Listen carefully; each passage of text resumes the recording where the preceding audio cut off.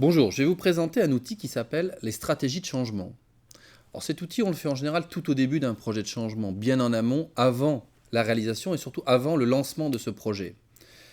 Trop souvent, en conduite du changement, on fait des actions d'accompagnement, de formation, de communication de manière un peu désincarnée, on dirait ad hoc ou de manière standard.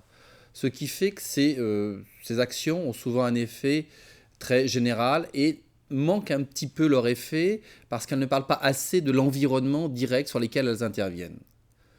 Pour éviter cela, on préconise, avec cet outil des stratégies de changement, de réfléchir en amont sur quelle est la meilleure stratégie de changement à mettre en œuvre. Qu'est-ce que ça veut dire? Ça veut dire qu'à un moment donné, il faut s'interroger sur quel est l'enjeu de changement, quel est le principal ou les principaux enjeux de changement et comment ceux-ci peuvent-ils être pris en compte tenu d'un certain nombre de contraintes liées à l'environnement interne de l'entreprise, mais aussi externe de l'entreprise. Cet outil est élaboré en amont du projet avec un petit groupe, en général l'équipe projet, souvent des décisionnels et des sponsors du projet. Il vise à s'interroger à deux niveaux. Premièrement, sur le niveau de contrainte du projet. Est-ce que ce projet est très contraint ou peu contraint? Est-ce que c'est une décision interne? Ou est-ce que c'est une obligation légale? Ça, c'est le premier niveau. Le deuxième, c'est quel est le niveau de participation que le projet va avoir avec l'ensemble des parties prenantes, c'est-à-dire des bénéficiaires du changement.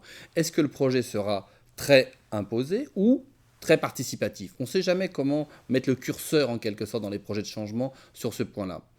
Pour aider tous les responsables de la conduite du changement, mais aussi tous les sponsors et tous les chefs de projet, on préconise 6 grandes stratégies de la plus participative à la moins participative. Ces grandes stratégies, quelles sont-elles?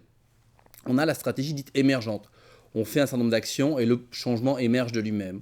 On a la stratégie du développement humain. On va privilégier les compétences des acteurs et la participation des acteurs.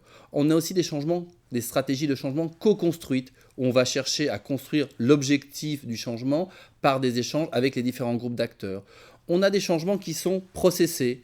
Alors là, on a un process établi qui vise à définir toutes les étapes par lesquelles on devra passer. Il y a également du planifié, où là, on n'a pas le choix sur la fin et sur certaines étapes.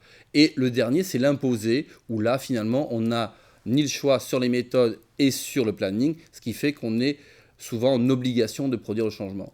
Ces grandes stratégies ne sont que ce que l'on appelle des macro-stratégies qui aident à définir quelle est votre stratégie que vous allez mettre en place pour votre projet de changement et qui sera peut-être un tout petit peu de ces différentes stratégies. Merci.